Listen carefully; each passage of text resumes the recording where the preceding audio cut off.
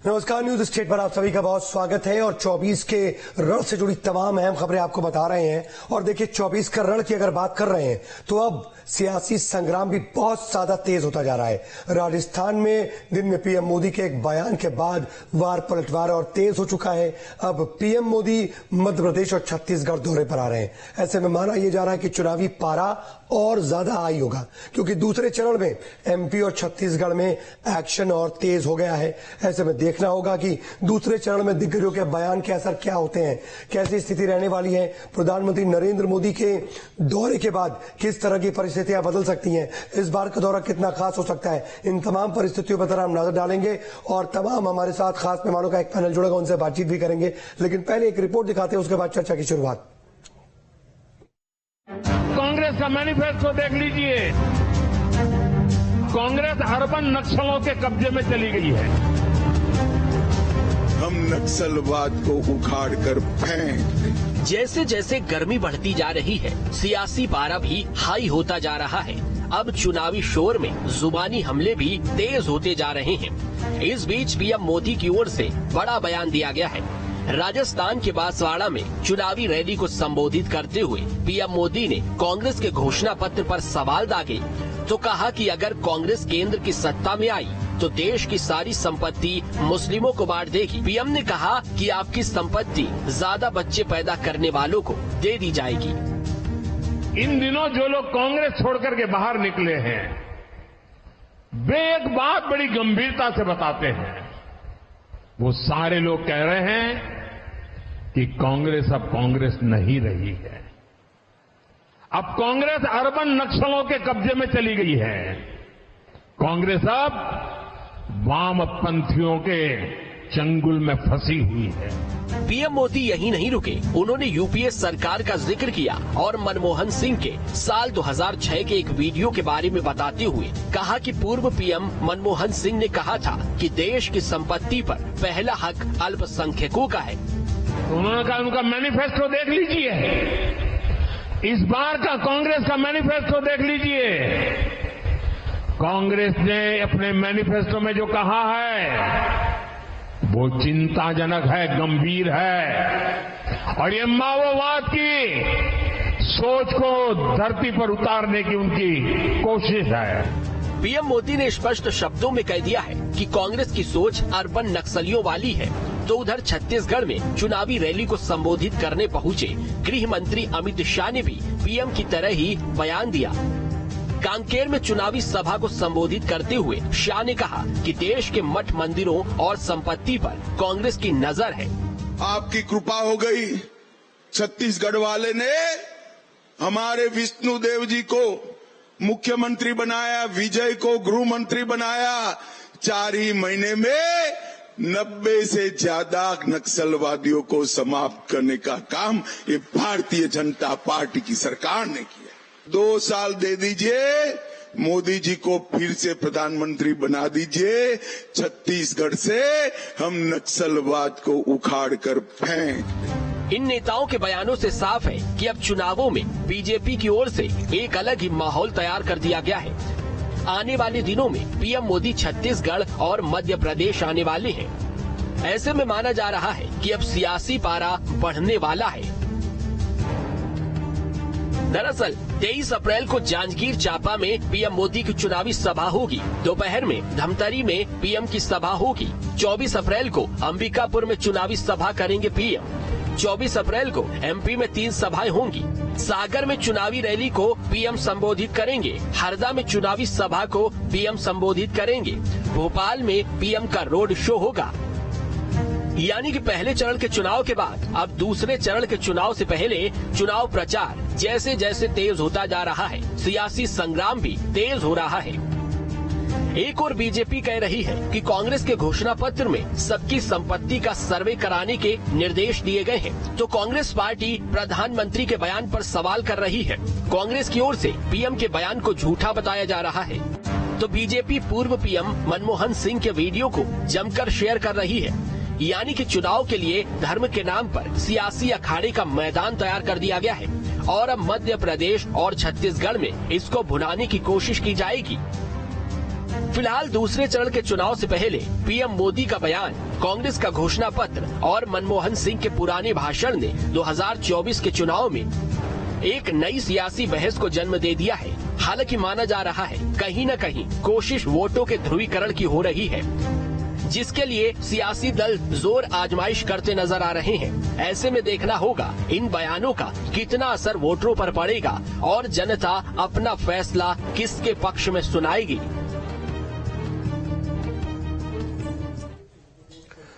और देखिए, सियासी तपिश तो बढ़ रही है और जाहिर सी बात है पूरा जोर लगाया जा रहा है, लेकिन स्थिति ये भी है कि धर्म के नाम पर सियासी अखाड़ा बिल्कुल तैयार है और सभी अपने अपने हिसाब से इस पर खेल रहे हैं। जरा बातचीत करते हैं। इस वक्त दो खास मेहमानों का पैनल मेरे साथ जुड़ गया है। मेरे साथ बीजेपी का पक्ष रखने के लिए डॉक्टर वाणी अहलूवालिया मौजूद है। डॉक्टर वाणी, आपका बहुत स्वागत है। इसके अलावा कांग्रेस का पक्ष रखने के लिए अजय गंगवानी जी मौजूद हैं। अजय जी, आपका भी बहुत बहुत स्वागत है। और देखिए, कुछ देर में हमारे साथ वरिष्ठ पत्रकार और राजनीतिक विश्लेषक दिनेश गुप्ता जी भी मौजूद होंगे, उनसे भी पक्ष समझेंगे। और मैं शुरुआत जो है वो अजय गंगवानी जी आपसे कहना चाह रहा हूं, क्योंकि प्रधानमंत्री के हम बयान का जिक्र कर रहे थे, इस रिपोर्ट में हमने दिखाया भी, तो उनका पक्ष तो आया है। मैं जरा जवाब के साथ ही शुरू करना चाह रहा हूं कि ये बताइए, सीधे तौर पर पुराने बयान भले ही, लेकिन इन बयानों का हवाला दे रहे हैं। प्रधानमंत्री कह रहे हैं कि आप अर्बन नक्सल्स के चंगुल में हैं। आपको बताया जा रहा है कि आपका जो मैनिफेस्टो है वो बता रहा है कि आने वाले वक्त में संपत्तियां जो ज्यादा बच्चे पैदा करते हैं उनको दे दी जाएंगी।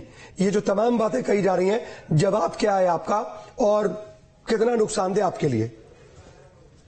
देखिए, बहुत महत्वपूर्ण है। देश के संविधान और लोकतंत्र में इस प्रकार की भाषा, धार्मिक उन्माद फैलाने का प्रयास, धार्मिक भावनाओं को भड़का के सांप्रदायिक हिंसा फैलाने का प्रयास, यानी कि ये बहुत आपत्तिजनक और किसी प्रकार से स्वीकार्य नहीं है। आप एक महत्वपूर्ण बयान सुन लीजिए। अनंत हेगड़े जो इनके वरिष्ठ सांसद हैं, इनके और सांसद ज्योति मिश्रा। मेरी वॉइस क्लियर है? नहीं, आपकी वॉइस आ रही है, लेकिन वाणी जी को शायद नहीं पहुंच पा रही है। वाणी जी की आवाज तो मिल रही है मुझे। वाणी जी, क्या मेरी आवाज मिल पा रही है आपको? शायद वाणी जी तक आवाज नहीं मिल रही है। आप अजय जी, आप अपनी बात पूरी रखिए। वाणी जी से हम देख रहे हैं कि क्या टेक्निकल इशू है, ठीक करा रहे हैं। देखिए, महत्वपूर्ण ये है कि माननीय मोदी जी का राजस्थान के बांसवाड़ा का बयान वर्ड टू वर्ड पढ़ देता हूं, जो आपके लोकप्रिय चैनल के दर्शक, और जरूरी है कि देश की जनता महत्वपूर्ण सुने। अगर कांग्रेस सत्ता में आती है तो यह देश के लोगों की संपत्ति ज्यादा बच्चों वाले लोगों में बांट देगी। कांग्रेस की नजर देश की महिलाओं के मंगलसूत्र पे। आप बता दीजिए, क्या देश के संविधान में, देश के लोकतंत्र में माननीय मोदी जी जो पूरे देश के प्रधानमंत्री है, इस प्रकार का बयान देना जिससे सीधे धार्मिक भावनाएं भड़क रही है, धर्म को धर्म से लड़ाने का प्रयास, एक वर्ग के प्रति दूसरे को खड़ा करने का प्रयास, सांप्रदायिक हिंसा फैलाने का प्रयास, इसी प्रकार से। लेकिन अजय जी ठीक है, आपने बात कही, लेकिन क्या आपको ये लग रहा है, आप बहुत गंभीर और बहुत बड़ी बात कह रहे हैं, ये किसी और के बारे में बात नहीं हो रही है, ये प्रधानमंत्री नरेंद्र मोदी जी के बारे में बात हो रही है। वो देश के सर्वोच्च नेता है, प्रधानमंत्री के पद पर हैं आसीन। आप उनके ऊपर ये आरोप लगा रहे हैं कि धार्मिक उन्माद पैदा कर रहे हैं, सांप्रदायिक हिंसा फैला। ये तो एक बात है, एक बयान है ना, इससे धार्मिक उन्माद या फिर सांप्रदायिक हिंसा कैसे भड़क रही है? महत्वपूर्ण है। आज हमारी कांग्रेस पार्टी ने, देखिए महत्वपूर्ण, लेकिन बता दीजिए, आप वरिष्ठ चैनल के पत्रकार हैं, क्या इस बयान को उचित मानते हैं? क्या स्वीकार है? मुझे बता दीजिए। मैं ये भी जानना चाहता हूं कि न्यूज स्टेट का वरिष्ठ एंकर क्या मोदी जी के बयान के साथ है? आप इस बयान को उचित मानते हैं? किसी विशेष संप्रदाय के वर्ग पे उंगली उठाना क्या सही है? आप कह दीजिए, मुझे बता दीजिए। अजय जी, जनता जो भी देख रही है उस बात को बोले। मेरी बात सुनिए, आप बता दीजिए, आपकी बात क्या है? मैं बताता हूँ, बताने दीजिए, महत्वपूर्ण बात बताने दीजिए ना। नहीं, मैं आपने मुझसे पूछा तो मैं बता भी देता हूँ, रुक जाइए ना। आपने मुझसे पूछा है, मैं यहाँ पर आपसे प्रश्न पूछने के लिए हूँ। मेरा पक्ष या मेरा क्या मतलब है या मेरी क्या विचारधारा है, या ये इंपॉर्टेंट नहीं है। मैं यहाँ पर एंकर की सीट पे बैठा हूँ, मुझे आपके बारे में सवाल पूछना है, उनसे भी सवाल पूछना है, इसलिए मेरा पक्ष बताना तर्क सम्मत नहीं होगा यहाँ पर। इसलिए मैं आपसे कुछ और पूछ रहा हूँ। मैंने बस आपसे एक बात पूछी, आप कह रहे हैं प्रधानमंत्री जी के बारे में, तो मैं ये पूछ रहा हूं उनके बारे में। आप कह रहे हैं कि वो सांप्रदायिक हिंसा भड़का रहे हैं या फिर उन्माद फैलाने की कोशिश कर रहे हैं। आप जो कह रहे हैं, तो आप वही मैं कह रहा हूं कि आपको क्यों लगता है ये? देखिए, बहुत महत्वपूर्ण है। हमारी कांग्रेस पार्टी का एक वरिष्ठ प्रतिनिधि मंडल आज चुनाव में स्पष्ट उससे गया। 17 बिंदुओं पे हमने चुनाव से टाइम लेकर आज कंप्लेन की। स्पष्ट उससे देख लीजिए, महत्वपूर्ण है। आज ये हमारा मेरा अकेले का मत नहीं है, ये पूरी कांग्रेस पार्टी का, विपक्ष के नेताओं का बयान है। आपसे वोटों के ध्रुवीकरण के लिए, राजनीतिक फायदा उठाने के लिए, व्यक्तिगत स्वार्थ पूर्ति के लिए इस प्रकार से ध्रुवीकरण का बयान दे रहे हैं, किसी प्रकार से स्वीकार्य नहीं है। अब वर्ड टू वर्ड सुन लीजिए ना, मुझे बता दीजिए क्या स्वीकार्य है। आज कहीं भी पहले हमारे घोषणा पत्र में कहा गया कि भैया मुस्लिम लीग का बयान, उसमें मुस्लिम लीग की सोच है। पूरे घोषणा पत्र में हमारे कांग्रेस के एक बार भी मुस्लिम शब्द का प्रयोग नहीं किया गया। आज जब देखिए पहले चरण का चुनाव होता है, जिसमें भारतीय जनता पार्टी के नेता ये बहुत अच्छे से महसूस कर रहे हैं कि पहले चरण में पिछड़े हुए हैं, कम सीट मिलने वाली है। आप बयान में जा रहे हैं, अगर आप किसी राजनीतिक भाषण तो बयान पर आपत्ति है। अगर बाड़ी जी हमारे साथ जुड़ चुकी है तो मुझे प्लीज पहले बताएं, मैं बाड़ी जी के पास भी जाऊंगा, लेकिन जल्दी से मुझे एक चीज का जवाब और दे दीजिए। अगर ये ऐसा है, आपको इस बयान पर आपत्ति है, तो आपको क्या लग रहा है कि क्यों ऐसे बयान देने की जरूरत पड़ रही है? बहुत अच्छा प्रश्न आपका, मैं वही कहना चाह रहा हूँ। अगर मोदी जी के नेतृत्व में अगर भारतीय जनता पार्टी ने बहुत अच्छे काम किए हैं, तो 10 साल में अपने कामों पे बात कीजिए। आपने देश की जनता के भले के लिए काम किया, लेकिन आप उस पर बयान नहीं देना चाहते। आप वोटों के ध्रुवीकरण के लिए कभी परिश्रम पे, कभी हिंदुत्व पे, कभी गाय और गोबरों पे राजनीति करके जो वोटों के ध्रुवीकरण का प्रयास कर रहे हैं, ये दिख रहा है। मैं 3 चीजें स्पष्ट कर दूं। क्या जो 45 साल का बेरोजगारी का रिकॉर्ड टूटता है, आप उस पर क्यों नहीं चर्चा करते? आपने 100 दिन में महंगाई कम करने की बात की थी, आप उस पर चर्चा क्यों नहीं करते? देश का ऋण आपने 55 लाख करोड़ से बढ़ा के 205 लाख करोड़ कर दिया, 4 गुना, आप उस पर क्यों नहीं बात करते? भुखमरी इंडेक्स में आपने भारत को पाकिस्तान, बांग्लादेश, श्रीलंका के नीचे धकेल दिया, आप उस पर क्यों नहीं चर्चा करना चाहते? क्योंकि आपका कार्यकाल नोटबंदी, जीएसटी, कोविड मिसमैनेजमेंट, आर्थिक असमानता, ये लगातार असफलताओं का काल था। अच्छा। आप मुद्दों को डाइवर्ट करने के लिए तो डाइवर्ट किया जा रहा है। ठीक है अजय जी, मैं वाणी जी से जवाब लेना चाह रहा हूं, लेकिन डाइवर्ट हो रहा है, लेकिन आप डाइवर्ट हो भी तो रहे हैं। आप अपने कोर मुद्दे जो तमाम आप बातें कह रहे हैं, मतलब बेरोजगारी, महंगाई, तमाम बातें कह रहे हैं, यहाँ तक कि अग्निवीर योजना खत्म करने की बात कर रहे हैं, आप भी तो फिर उसकी बात नहीं कर रहे हैं ना। आप भी तो उन्हीं डाइवर्ट मुद्दों पर ही चले जा रहे हैं। फिर तो इसका मतलब है वो जो कर रहे हैं, आपके अपने हिसाब से अपनी पिच पर लाना चाह रहे हैं, आप पिच पर आ जा रहे हैं। 10 सेकंड, मैं बहुत अच्छा प्रश्न 10 सेकंड और लूंगा आपसे। देखिए महत्वपूर्ण है, आज कहीं ना कहीं अगर कोई विवादास्पद मुद्दे आ रहे हैं, कोई ऐसा बयान है जिसमें वोटों के ध्रुवीकरण का आपत्तिजनक प्रयास किया जा रहा है, तो विपक्ष के रूप में बहुत जरूरी है कि देश की जनता, आपके देखिए लोकप्रिय चैनल पूरे देश में देखा जाता है, तो एक सही मैसेज जाना चाहिए कि माननीय मोदी जी आखिर इसके पीछे तर्क क्या है। यहाँ भाजपा की प्रवक्ता बैठी है, मुझे 2 चीजें स्पष्ट कर दे। हाँ, ये जो बयान प्रधानमंत्री जी दे रहे हैं, क्या उस बयान के साथ है? अगर है तो इस बयान का मतलब क्या है? मैं जवाब लेता हूँ। वाणी जी शायद मुझे सुन पा रही है। वाणी जी, क्या आप तक आवाज पहुंच रही है? जी, शुरू में थोड़ा सा टेक्निकल दिक्कत हो गई, माफी चाहूंगा। मैं आपसे रिएक्शन चाह रहा हूँ। देखिए, आप ये जो बयान है उसकी आपत्ति और तमाम बातें कह रहे हैं अजय जी, लेकिन साथ ही साथ कह रहे हैं कि काम नहीं गिना रहे और इन तरह की बातें। क्या वजह लग रही है? और आपसे कह रहे हैं कि इस बयान का मतलब समझा दीजिए। मैं चाहूंगा आपका जवाब आ जाए। सबसे पहले आपके न्यूज नेशन के दर्शकों को और साथ में बैठे हुए सब विद्वानों को मेरा नमस्कार। कांग्रेस के जो विद्वान प्रवक्ता हैं, वो शायद भाजपा के जो हमारे दिग्गज नेता हैं उनके बयानबाजी ज्यादा सुन रहे हैं, और राहुल जी के जो बयान हैं कुछ पिछले दिनों के, उन पे ध्यान नहीं दे पाए हैं। पूरा केंद्रित इनका ध्यान जो है केंद्रित सिर्फ भाजपा पे है। राहुल गांधी जी ने एक सभा में खड़े होकर कहा, अगर भाजपा 400 पार होगी तो देश में आग लग जाएगी। 16 मार्च को उन्होंने महाराष्ट्र में कहा, जाग जाओ नहीं तो लूटे जाओगे। फिर उन्होंने 7 तारीख के बाद कुछ ऐसा बयान दिया कि जातिगत जनगणना करनी है और एक वेल्थ सर्वे करना है। तो ये क्या कहना चाहते हैं? ये कभी तो वामपंथियों जैसे बात करते हैं, कभी इनके जो अजय जी पूरी बात आ जाए प्लीज, दोनों लोग की बात आ जाए, फिर मैं आऊंगा आप लोग के पास। कभी ये अपने न्याय पत्र के उसमें लिख देते हैं कि we will bring back personal law, we will हम 370 की धारा को वापस लागू करेंगे। तो ये देश में करना क्या चाहते हैं? 370 की धारा लागू करेंगे, ये क्या ध्यान बटा रहे हैं? अग्निवीर का तो मुझे पता है, लेकिन मैं क्लियर करता हूं जल्दी से। अजय जी, आप 370 क्या लागू करना चाहते हैं? बताइए। वाणी जी बड़ा गंभीर आरोप लगा रहे हैं कि हम ये मुद्दे दूसरे क्या है? मुझे अच्छा ठीक है अजय जी वाणी जी अपनी ठीक है, आपने अपना जवाब दे दिया। ठीक है एक दोनों। अब मोदी जी जैसे व्यक्ति से इतना भय हो गया है कि आप लोग को विकास के मुद्दे छोटे पड़ रहे हैं, देश के मुद्दे छोटे पड़ रहे हैं, भारतीय जनता पार्टी लकीरें नहीं खींचती है। अच्छा वाणी जी अजय जी माफ कीजिएगा। अजय जी एक मिनट रुकिए, मेरे साथ वरिष्ठ पत्रकार और राजनीतिक विशेषज्ञ हमारे साथ मौजूद है दिनेश गुप्ता जी भी। दिनेश जी आपका भी बहुत स्वागत है। मैं सर आ रहा हूं वाणी जी का रिएक्शन लेकर के। वाणी जी अपनी बात पूरी कीजिए। आप कह रही हैं कि विकास की बात नहीं हो रही, ये हो रही है, लेकिन आपकी तरफ से भी तो अपने काम नहीं गिनाए जा रहे हैं। इन बयानों की जरूरत क्यों पड़ रही है वाणी जी? देखिए, इनके पास मुद्दों के कुछ ठोस आहार है ही नहीं। इनके पास ना नीति है। प्लीज अजय जी एक सेकंड। हाँ अजय बोलिए।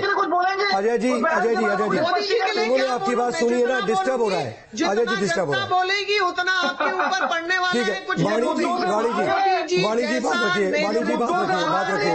हो ही नहीं सकता। देश के सच्चे सपूत उन्होंने देश को जो राह दिखाई है और आने वाले दिनों में जो राह दिखाने वाले हैं वो शायद ही किसी और। लेकिन वाणी जी धर्म की पिच पर ही तो आखिर धर्म के नाम पर ही तो सियासी अखाड़ा सजाया जा रहा है। अजय जी प्लीज मैंने आपको पूरा मौका दिया है, प्लीज थोड़ा सा समय दे दीजिए। ठीक है, धर्म के नाम पर ही तो सियासी अखाड़ा सजाया जा रहा है। विकास की बात वो नहीं कर रहे तो विकास की बात आपकी तरफ से भी कहा कही जा रही है। क्यों आखिर मुस्लिम लीग की आपको झलक दिखती है आखिर इस मैनिफेस्टो में? क्यों आपको ये दिखता है कि ज्यादा बच्चे पैदा करने वाले ये इस तरह के बयान की जरूरत क्या है? क्योंकि ये बयान तो राहुल जी ने शुरू किए हैं। और दूसरा जो धर्म की बात आप कर रहे हैं तो भाई ये भी जुड़ जाते, राम मंदिर ये बनवा लेते, हम इनका साथ देते। अच्छा, हमने भाजपा ने कभी मना किया? इसलिए आज आ रहे हैं क्योंकि राहुल गांधी बेतुके और बेबुनियाद बयान देते हैं।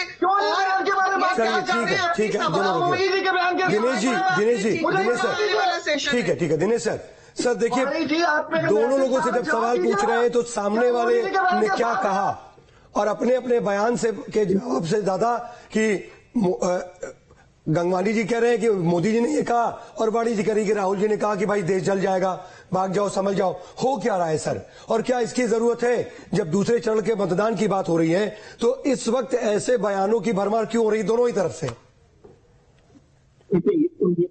दोनों लोग जो कह रहे हैं ये अभी भी उस मुद्दों की बात नहीं कर रहे कि जो मुद्दे होने चाहिए।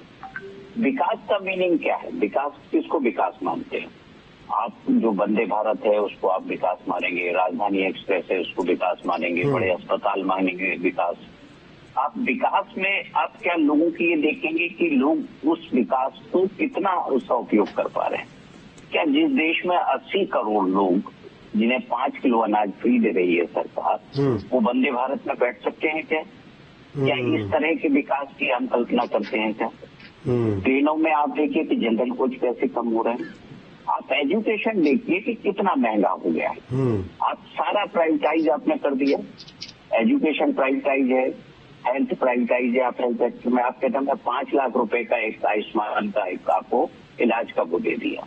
सरकार इस तरह की स्कीम लाके आम आदमी को केवल ये आपको 5 लाख दे दिया, उससे एक बार में आप इलाज करा लीजिए, लेकिन आप सस्ता स्वास्थ्य सेवाएं मिले, सस्ती शिक्षा मिले, इसके विषय की ये सारी बातें अब देश में क्यों नहीं होती? ये मुद्दे क्यों नहीं होते?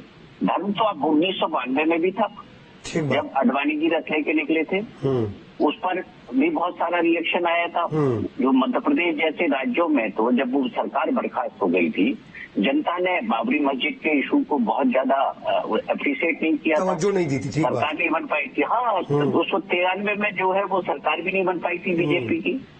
तो ये मुद्दे लोग सुनते हैं, ये मुद्दे हैं। ये हमेशा आप अपनी जगह देखिए, जो वोटर है भारतीय जनता पार्टी का, उसको भी तो रोकने के लिए चाहिए ना। कांग्रेस को अपने मुद्दे चाहिए, उसके अपने वोटर है वो एससी नहीं तो सर वही बात है ना सर कि एक तरफ से भले कहा जा रहा है, लेकिन विपक्ष भी तो राहुल गांधी के बयानों का हवाला दिया अगर वाणी जी ने कि आप समझ जाओ देश जल जाएगा, तो ये इस तरह के बयान की भी क्या वो बीजेपी जो पिच पर लाना चाह रही है उस पिच पर आकर के मजबूरी में ये दे रहे हैं, या वो भी वही बात कर रहे हैं जो इधर से हो रही है?